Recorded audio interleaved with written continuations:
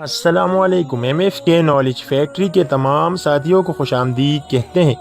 دوستو، دنیا میں ایسے کئی دلچسپ اور حیرت انگیز واقعات رونما ہوئے ہیں جو کہ سب کو حیران کر دیتے ہیں۔ تاریخ ایسے واقعات سے بری پڑی ہے۔ دوستو، ایک وقت تھا جب اسپین میں مسلمانوں کی حکومت تھی۔ اس وقت اسپین میں مسلمان تعمیر و ترقی کو لے کر خاصے سنجیدہ تھے۔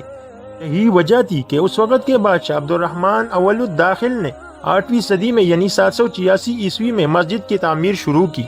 جنوبی اسپین میں مسلمانوں کی اہم علامت جو کہ مسجد قرطبہ کے نام سے مشہور ہے، مسجد قرطبہ دریائے الکبیر کے کنارے تعمیر کی گئی تھی، جہاں ایک چرچ بھی موجود تھا۔ چونکہ اس عمارت کے آدھے حصے میں مسلمان نماز پڑھا کرتے تھے، لیکن عبد الرحمن اول الداخل نے بھاری قیمت ادا کر کے عیسائیوں سے یہ عمارت مسجد کے لیے وقف کر دی تھی۔ 80,000 دینار سے تعمیر کی جانے والی مسجد 2 سال میں تیار ہوئی، جبکہ اس کے مینار اور سٹرکچر کچھ اس قسم کا ہے کہ سب کی توجہ حاصل کر لیتا ہے۔ 1400 سے زائد ستونوں پر مشتمل اس مسجد کی عمارت کے ستونوں پر دوہری نالی محرابیں نصب کی گئی تھی۔ مسجد کے مرکزی ہال میں فانوس موجود تھا، جس میں بیک وقت 1000 چراغ روشن ہوا کرتے تھے۔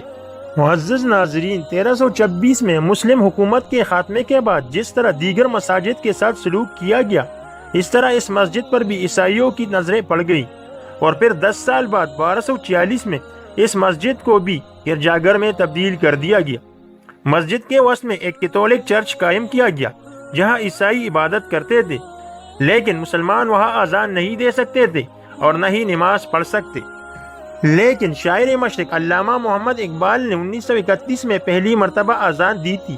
یہ اذان اس مسجد کے در و دیوار پر 800 سال بعد سنائی دی تھی۔ صرف اذان ہی نہیں بلکہ نماز بھی ادا کی اور مسجد قرطبہ کے عنوان سے ایک نظم بھی لکھی، جو کہ اس منظر کو اور تاریخ کو عیاں کر رہی ہے۔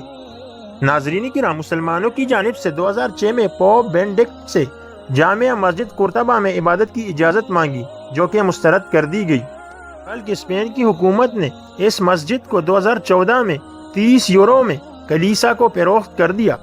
ملک کے قانون کے مطابق اس مسجد کو چرچ کی ملکیت قرار دیا جا چکا ہے۔